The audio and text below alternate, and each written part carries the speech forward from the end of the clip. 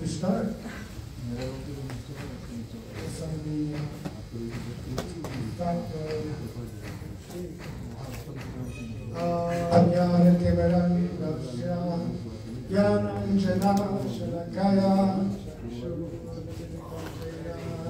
Tasmai Shri Gurudeva Namaha.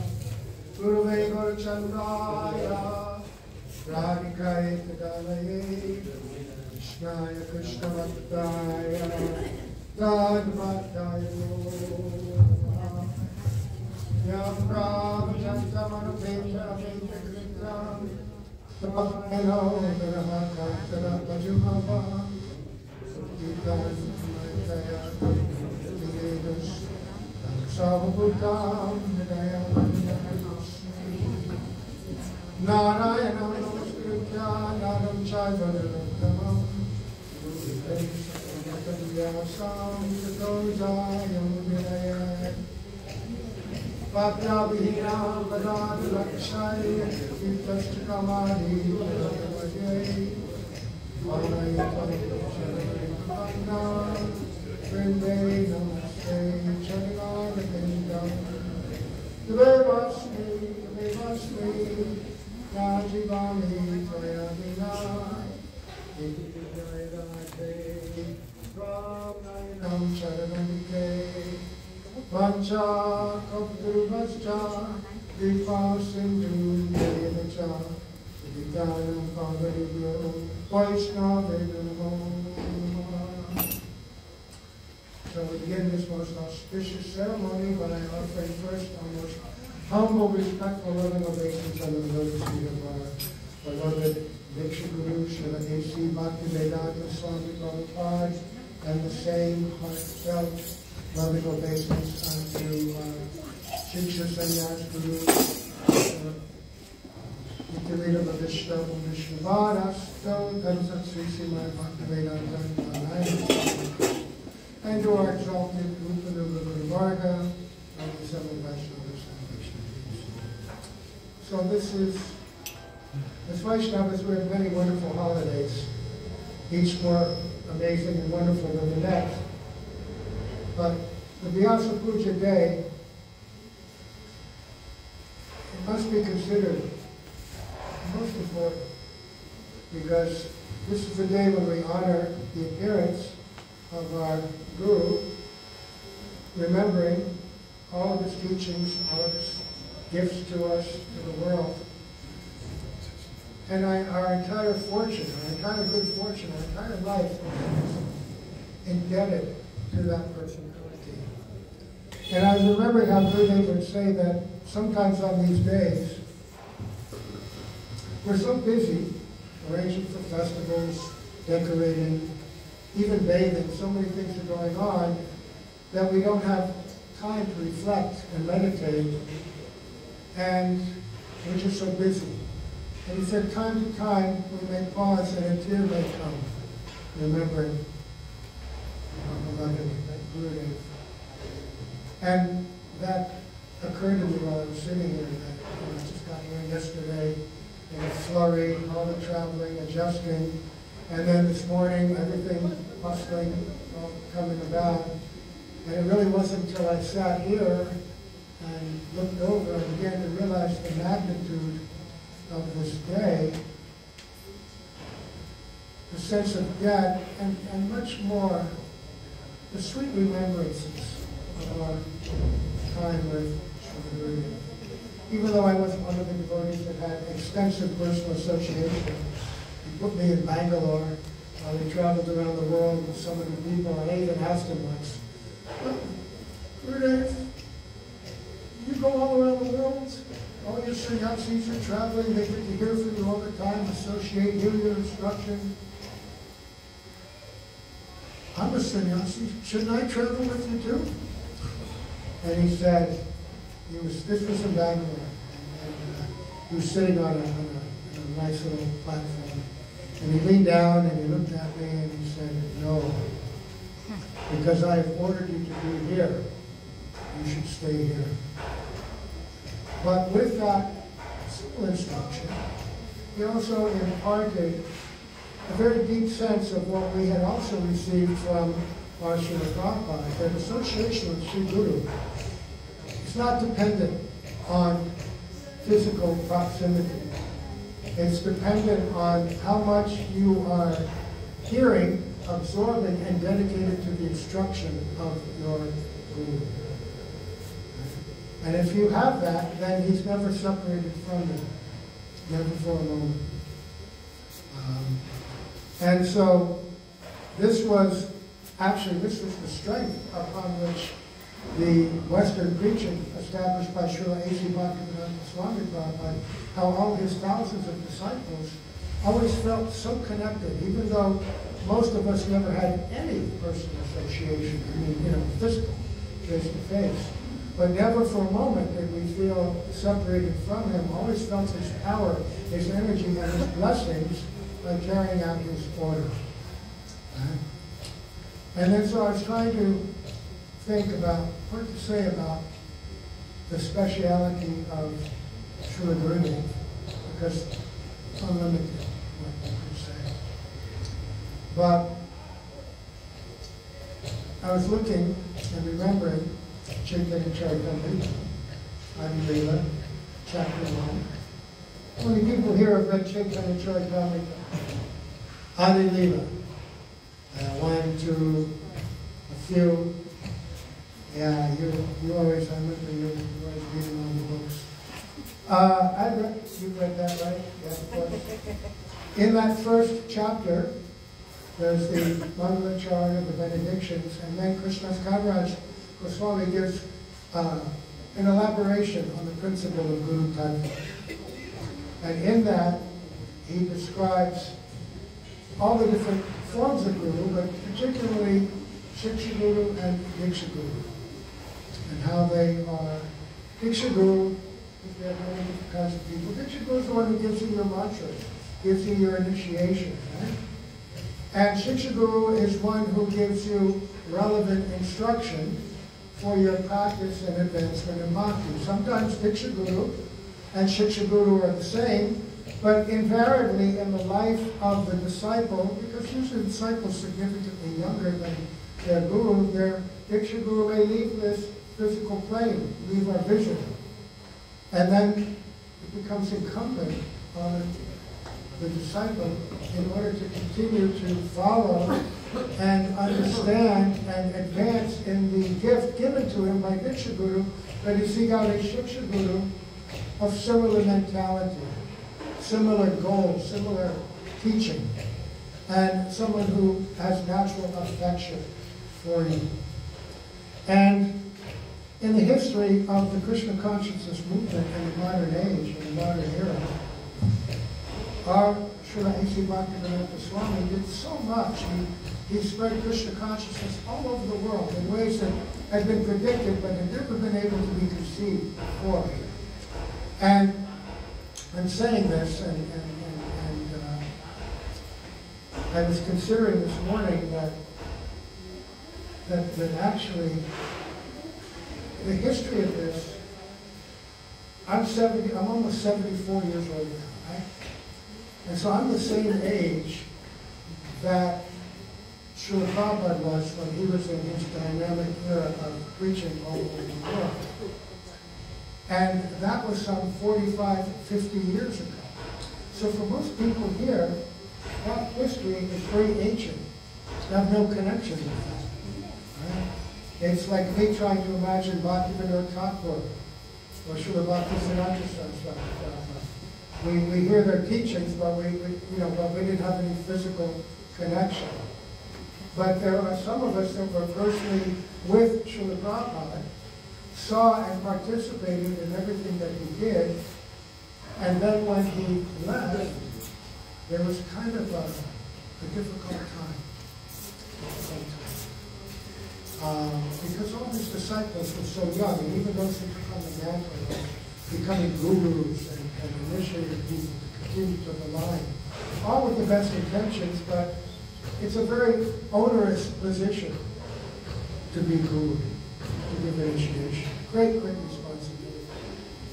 And if one is not prepared and if one is not seeking guidance, and Srila Prabhupada's disciples, they were in their 20s and 30s when they took up this mantle and had only been with Srila Prabhupada anywhere from 6, 7 to 10 years. What could they have absorbed? What could they have understood? And so there was a lot of struggle, a lot of difficulty.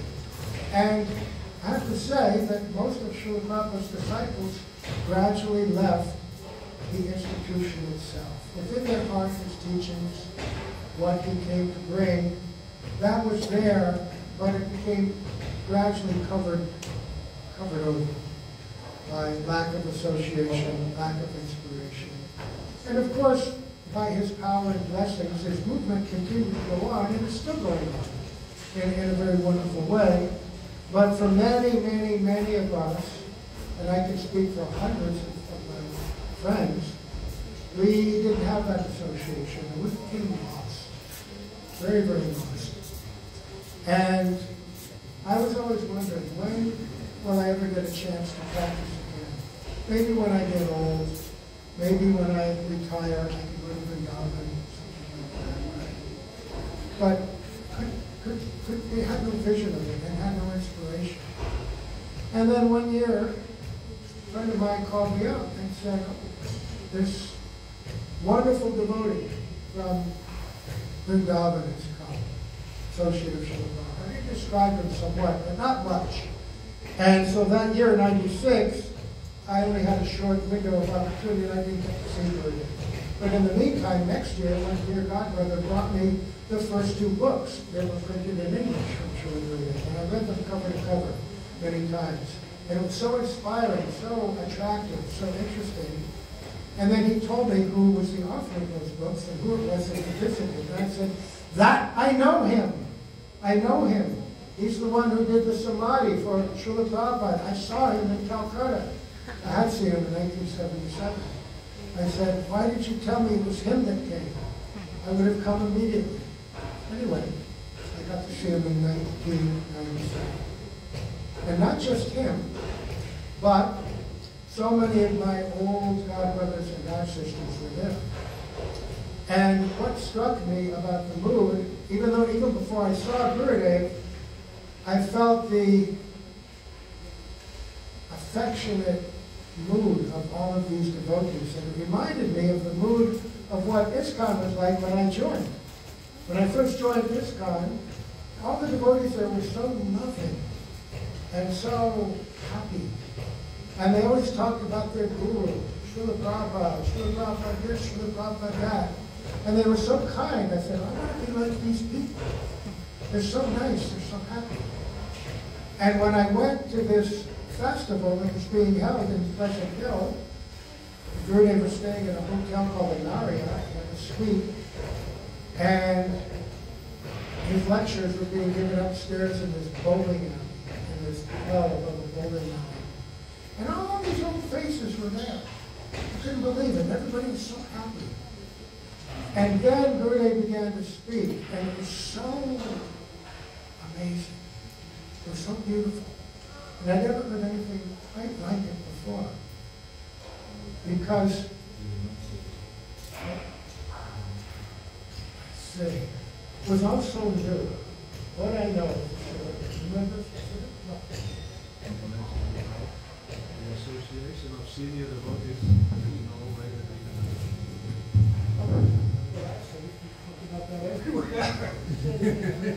I remember that we went there to Pleasant Hills, and I was above the bowling, the bowling hall, and then Gurudeva, because there were many Prabhupada disciples, like Maharaj.Glories, who were, for one reason or another, feeling lost.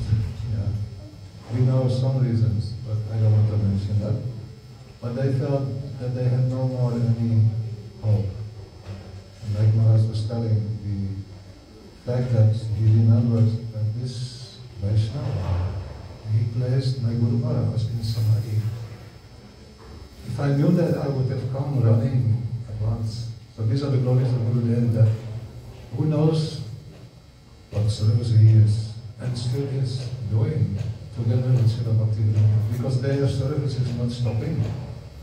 And he was mentioning very clearly that all of you who are here is that why you were so enthusiastic when your Swami Prabhupada was here.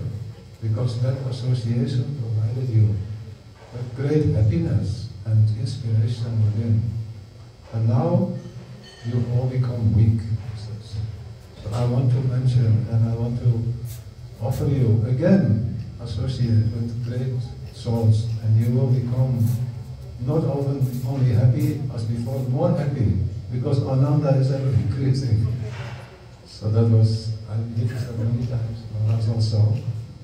That is what it's all about. It's about increasing the happiness. And Sri Guru, he is the personification of Kripa Shakti of Sri Radha and Krishna, especially Sri Sachidananda Hari. When we come here, it is like dancing, chanting, prasad. Here, I don't know how you can honor so much, but that is a special service you all have adopted, like 5, 6, 7, 8 cakes at a time. I think maybe he will take it or she will take it to her room, but no, they just keep on. So Mahaprabhu's service is like that.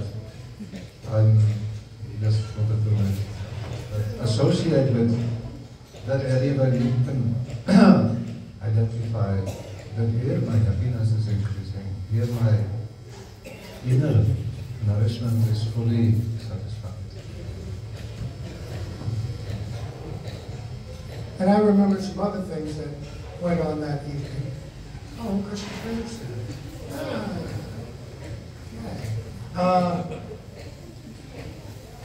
And I never experienced anything like this before. Gurudeva, he spoke, as Vaikanas said, about the absolute necessity of association with pure devotees. And I was just reading the same thing in Srila Prabhupada's extensive report in Chaitanya Charitamrita Adi Leela, chapter 1, I think verse 35, over and over mentioning that. Without that kind of association, no one can make any advancement at all. But the other thing that was special was that he would speak and he would present something philosophical, but then he would tell a beautiful pastime, beautiful, sweet pastime. And he'd be smiling and laughing. And it's described when a pure devotee is in your presence, his moods are projected throughout the room. It's described like rays of praying, right? And when Gurudeva was happily immersed in discussing these beautiful stories of Radha and Krishna and the cowherd boys and the gopis, the room filled with joy. And then he would stop and then he would point. And he would point to this little group of young girls. I think Lalita's here, right? She was one of those young girls. All these young girls from Badger. And they were playing harmonium and they were singing beautiful bhajans that I never heard. And they gave us song sheets so we could all sing along. And I'm reading these. And the whole room was just filled with this beautiful song. And then Gurudeva would be speaking, and then he'd tell another story, and then he'd go, and mimicking the churning of yoga while he's singing it. And it was just this transporting into this incredible, beautiful yoga vrindavan. It was absolutely magical. And so that first night, I drove home, and I just couldn't help it. I was shouting the Maha Mantra at the top of my lungs, just singing so happily. And then I went back, and then that night, who was it told me? I think it was Brinda. Brinda said, why don't you come for darshan? I said, what? Yeah, you can see Gurudeva darshan. I can? Really? And he said, yeah, just come in the afternoon. So I went there, and that's when I saw and mingled with a lot of godbrothers. Mula Pakriti was there, and Vrindavan Vilasini, and your whole family was there, you know. It was really nice. I saw Pran Kishore, who's in Kairat, Rajendra Nanda, just this incredible group of old friends. And got to go into the room, and there's Gurudeva, just speaking very nicely to everybody, and Shamarani was there, and she would introduce all of the new guests. And I know her very well since, 71. And so she introduced me with this ridiculously exaggerated, exaggerated my, so-called glories. And I told Gurudeva, I said, no, I wasn't a great devotee. And I had some burden in my heart. And I'm not going to tell the story now, but Gurudeva, he just looked at me and he said in the softest, most sincere way, I'm so happy to meet you. And I'd been told he wanted to meet Srila Prabhupada disciples. But I thought, well, yeah, that's some formality or something. But the depth of feeling coming and carried in his voice and projected into the heart, that was one of the specialities of Srila Gurudeva throughout his time, to make personal connection with as many, all kinds of souls, but especially he came to enliven and regenerate the mood of bhakti amongst the disciples of Srila Prabhupada. And he said it so sweetly and sincerely. And I said, oh, well, I'm so glad to meet you. And I just became filled with happiness. And then I thanked him for his having done the Samadhi ceremony of our Gurudeva. We had a little exchange, and I was captivated, I was captured. And in the ensuing years, we see Gurudeva generally once a year at Badger and some other place. And every year some new Prabhupada disciple, man or woman, would come and they'd be introduced, and I'd see Gurudeva do the same thing. He would look them in the eye very lovingly, and they'd be like stunned. And he would speak such kind words, and you could just see this whole change and transformation going on in the heart. Because Guru, who's Guru? Guru is the bearer of pure bhakti. Gurudeva used to quote this verse, Shuddha Sattva Visheshatma Prema Sriyatma Samyavat Uchidishta Damasanyo Krit Aso Baba Uchite. You know that verse about how bhakti, pure bhakti descends from the spiritual realm, and when it comes into the heart of the living entity, that heart becomes softened by three extraordinary tastes. The taste of the desire to please Krishna, please Radha Krishna, to do things favorable for them, to engage in, to be very close to Krishna, and then to engage in very intimate seva. Sohar Abhilash, Sohar Abhilash, Anukul Abhilash, and Bhakti Abhilash. Right? Obtaining Krishna, going to the place of Krishna, getting that association, and then rendering intimate service. The heart becomes soft like that. But how does that come? Does it come directly from the spiritual realm to the living entity? No. Guru carries that potency, carries that pure bhakti. If you've read Madhurya Kadambini, how many have read Madhurya Kadambini? Gurudeva's extraordinary, and you go every time. Raise your hand. All of you have that. I don't think so, but if you ain't too shy to raise your hand, is that it? Maybe just too shy. But there's a beautiful section how Krishna's most important Shakti, which is what? Gurudeva says, Karuna Shakti, mercy potency, is given to Sri Guru. And Sri Guru is given full independence to take that everywhere and anywhere and give it however he likes. And so what I was experiencing without knowing, and what everyone is experiencing, is that messenger, that bearer of pure bhakti, sharing that with whoever he came across.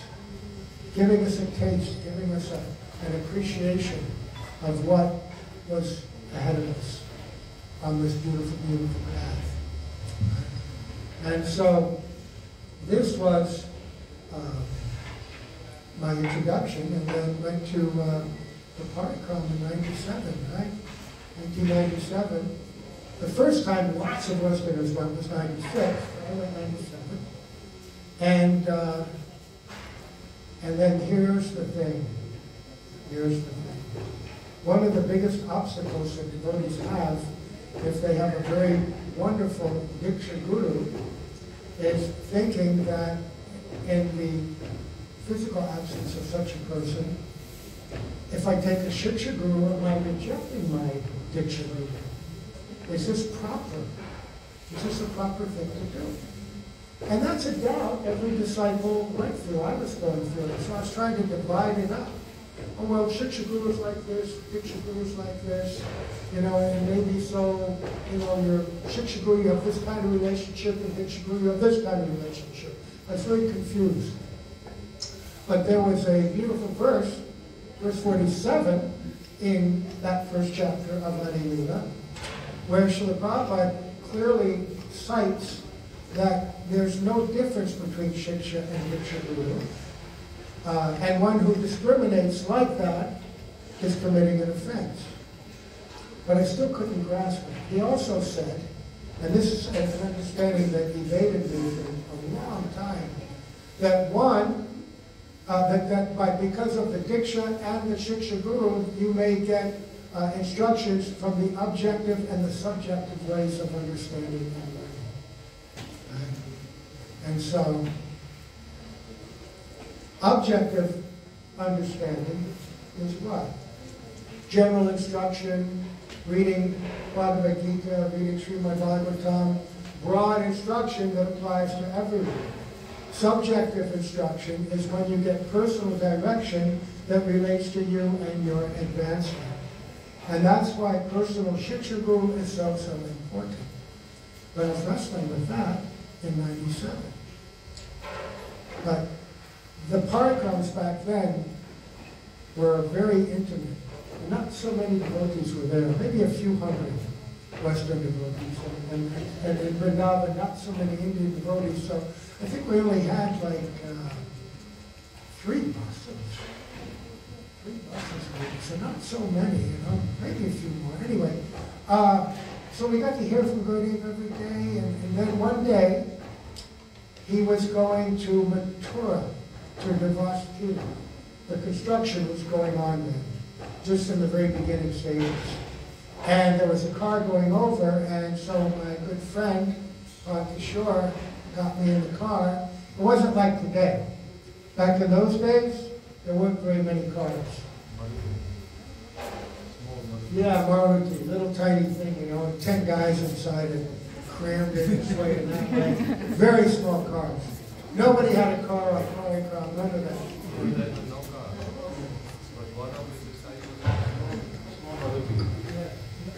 Like Suzuki, in the West, you can put 10 Indians, but in the West, 3 Westerners. And so he's over there, and I had all these questions, questions. And the biggest question I had was, all right, if I give my heart and soul to Gurudeva, is it going to be broken after he leaves? Is it going to be chaos again? What will happen to me? I was 47 then, and I was thinking, can I really try to get to a point where I can surrender and join Gurudeva? Wow, God. I mean, this kind was hard enough, but living in India at that time, it seemed incomprehensible. But the main thing was, if I give my heart and soul to him, what's going to happen when he leaves? What will happen to me? Can I bear it again? So he's watching all the construction. At that point, there was this giant steel I-beam pillar that was pulling up from the Jamuna, about 50 guys, it was going to be the centerpiece of the temple. And the architect was walking around. It was all done by in head, no plans, no nothing, just telling people what to do. Came out quite nice. He was an old style temple building architect guy. So we're just looking at everything and watching. And he's sitting on one of those wooden tables that you used to sleepwalk sit on. Yeah, like a cot. And then he calls me over and says, sit down next to me. This is another thing that Gurudeva would do. Srila Prabhupada, we were his disciples, it's grand, but Gurudeva was always trying to create a sense of friendship, that we would feel very comfortable with him. And with Srila Prabhupada disciples, and he wanted me to sit next to him. I thought, what? But I did it. And then I'm sitting there, and he looks across the Jamuna, and he says, oh look, over there, that's where the island where Parashara Muni met Satyavati and Vedavyas was born. I said, wow. He's seeing that. And he says, over there in the distance, that's where Ambarish Maharaj's palace was. And I thought, oh, I have to ask some kind of question. We're supposed to ask questions to the Guru. But I didn't know what to ask. And at that time, I was into alternative archaeology and ancient history and all that. So I asked this really lame question. I said, Gurudeva, there's so many giant buildings. Nobody knows how they built them in those days. How did they do it? And he looks at me kind of dry, Nobody knows. And I was like, but it's very kind, and I just, okay, not the right kind of question. But I was avoiding the real question. And then I said, Gurudeva, what happens when you leave? It seemed offensive to actually ask that, but I had to. It's in my heart. And he said, never worry. He said, there are always pure devotees on the planet. Always. Always pure devotees on the planet. If there weren't, he said, the planet would burn to ashes immediately. And what he was doing was conveying the concept. Jai, Jai, Shri Radha, Jai, Jai, Shri Gurudeva, Shri Vaikanas, Shri Guru Parampara, Jai. The eternality of the principle of Shiksha Guru. Right? And making me feel comfortable. And if you really want, you'll never be lost. Never be lost. And then throughout the parikram, Gurudeva was, he'd be on the bus sometimes. Sometimes he'd actually go on the bus and sit with you. And he worked very hard to establish personal relationship. Right? So that was the background. That was the background. This is what he did all over the world. So I didn't get to go with him very many places. No, I'm wanting you to be here, you should be there. But I saw it in Badger and a couple of other places where he went everywhere to develop that deep sense of personal connection and to instill in the hearts of anyone who met him a desire, a yearning that one day maybe I could do intimate Guru Seva, Vishramba Guru Seva, right? Where my heart is so aligned with the heart of my Guru that his desire is my desire. Whatever he wants, I want. Right? So, the thing that I actually wanted to talk about, all of this just sort of came to some background, was how Gurudeva taught us to do a Vyasa Puja offering. Because every year in Vrindavan during the Parikram would be the disappearance day of his Guru Maharaj on the very first day, and of Srila Prabhupada, which he always observed in a very big way. And on that day, he would call on disciples of Srila Prabhupada to speak. And he always taught, sometimes by gentle instruction, sometimes by chastisement. Like if we told too many stories, like Srila Prabhupada liked to eat kachoris, he'd say, I don't want to hear about what he liked to eat. I want to hear what was his manavishna, what was his teachings, what did he come to give, what was his relationship with his guru, what was his special mission. He wanted us to go deep and understand and convey that. Right? So then, the one little point that I wanted to make today about Gurudeva and Srila Prabhupada, because I can't separate the two of them in my mind and my heart. was that they are both so prominent in our discipline succession, in this line from Sri Chaitanya Mahaprabhu.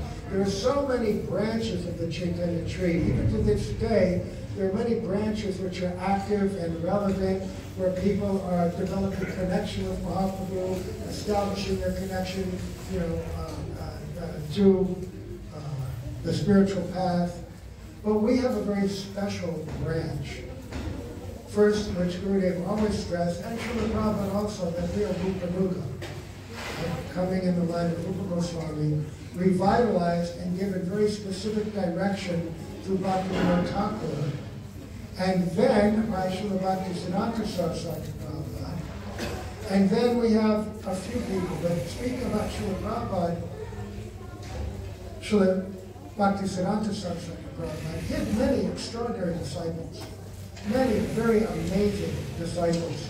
And you can't, from the spiritual perspective, say that one is greater than the other. In the Vaishnava Vandana that we sing every day, it said each of these personalities is capable of delivering the entire universe. And Bhaktisiddhanta Saraswati Prabhupada had many disciples like that. But just as in Mahaprabhu's Leela, some disciples at one time are given a very specific and important mission. And our Srila Prabhupada, Srila A.C. Bhaktivedanta Srila Prabhupada, was given a very important mission, which was to spread this, to begin the spreading of this in the Western world. The seeds had been planted some 30 years ago, 30 years prior, in the 1930s, when a few disciples had gone to London and to Germany, but not much had been able to have been accomplished directly. But the seeds had been planted. And then Srila Prabhupada did that. And then we have Srila Gurudeva and what he came to give. And some might say that what he came to give and the way he came to give it appeared so much different from Srila Prabhupada, they couldn't make that connection. But it occurred to me in the Jaiva Dharma, it's being described how the Supreme Personality of Godhead, Sri Krishna, also appearing as Sri Krishna Chaitanya Mahaprabhu, he comes and he displays two features. In his pastimes as Sri Krishna in Vrindavan, he displays his Madhurya characteristics very strongly. His pastimes are all about, they're completely filled with inconceivable sweetness, Madhurya Lila. And that characterizes his pastimes, all his Lila, everything we hear about him. Mahaprabhu, he is Krishna himself, and he came to taste the sweetness of those pastimes, internally in the mood of a devotee, and externally he manifested in the mood of Adharya, or munificence, magnanimity, generosity, mercy. That which he was experiencing internally, he wanted to teach to the world. Not exactly his own mood, but the mood of devotees. He wanted to give that to the entire world. And he wanted to give it so broadly and indiscriminately, with such generosity, that his Leela is characterized by Audarya. Right? So I was thinking, and it's described that these, within Krishna's Leela, there's Audarya, and within Mahaprabhu's Leela, there's great sweetness. Just as Navadvip Dham and Vrindavan are non-different, but they exhibit some speciality, but there's so much overlapping as well. So Srila Prabhupada, he came, and you have to say that largely his mood was defined by himself as Audarya. How do you know that? Because Gurudeva said if you want to understand a great personality, you look to their pranam mantra. Srila Prabhupada's disciples did not write his pranam mantra, he wrote it himself. So there's no doubt, right? And Namaste Saraswati Deve, Gauravani Prachadine, Nirvishesh Shunyavadi Paschatya Shatadine. And in that translated, it says, come to spread the mission of Mahaprabhu all over the world and defeat Mayavad and Voidism. Right? This is his pranam. And Saraswati Devi, I'm a disciple of Srila Bhaktisiddhanta Saraswati Prabhupada. He had been given the order, go preach to the West. Within that prayer is that mood of compassion, share this mission to the world. But hidden within it, when you say Gauravani, Gauravani has not only the feature of teaching and spreading, but internally, what is he teaching and spreading? Tasting and entering into the sweetness of Krishna Lila, right? In whatever capacity, in Vrindavan. And so Gurudev, my favorite pranam mantra for him is, can you guess? Shri Krishna Lila Katane Sudaksham Audarya Madhurya Gunaischam Varan Varanyam Purusham Mahantam Narayam Tam Chasan Mami. You're the most expert speaker of the sweetness of Krishna Lila. Right? And you're also full of munificence, spreading these beautiful teachings everywhere. Right? So Gurudev, certainly, he was following the footsteps of our acharyas in the mood of Audarya, but he came especially to awaken us and inject the sweetness of Krishna Lila, the actual goal for which we're aspiring. Right? And he taught us in a very beautiful way the interrelationship between our basic tattva, sambandha tattva, the process that we're engaged in, but the necessity for understanding the ultimate goal. That without understanding and embracing the goal of entering into Hare Krishna Lila in Vrindavan, then it affects everything else.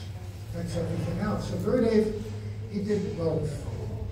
And so in our line, from Bhaktivedanta Thakur, from Bhaktisiddhanta Saraswati Prabhupada, to our Srila A.C. Bhaktivedanta Swami Prabhupada, to Srila Gurudev, you can't disconnect them. Right? You have to maintain, and just like, see this garland on Giri Maharaj's neck. It's got so many different flowers. Our parampara is like that.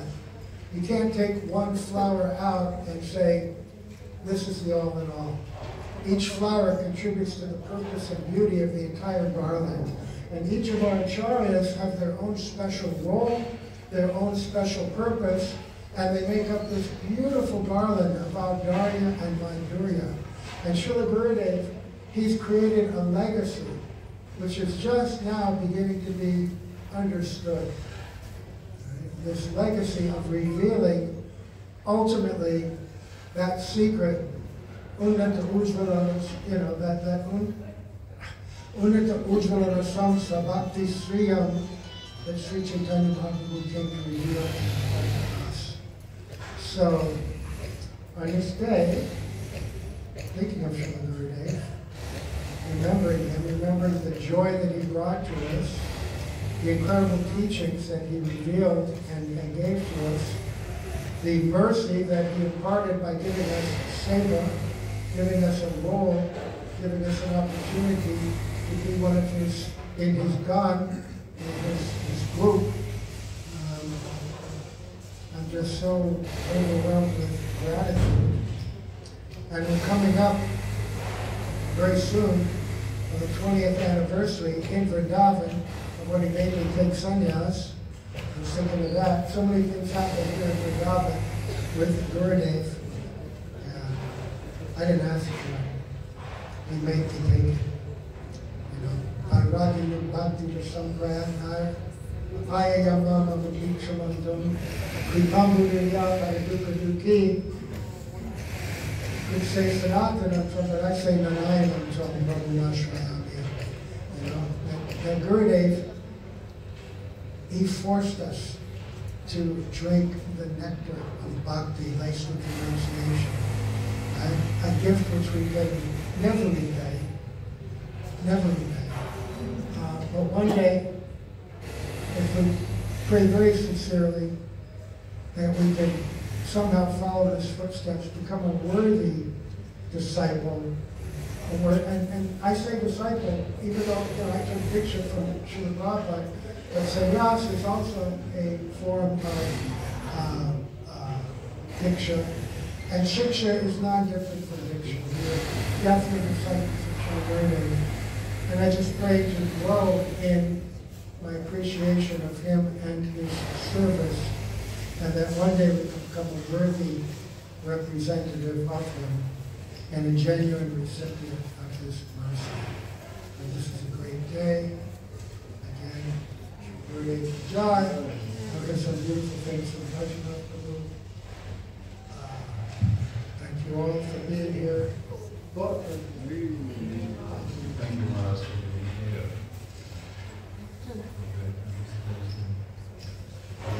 Waiting for Maharaj's return.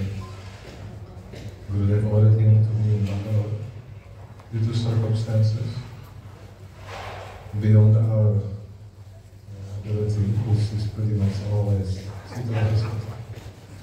But he stuck it out there for how many years? 17, 18 years, a beautiful temple in a congregation, and now they are coming here later. Who is there now? Moni Maharaj?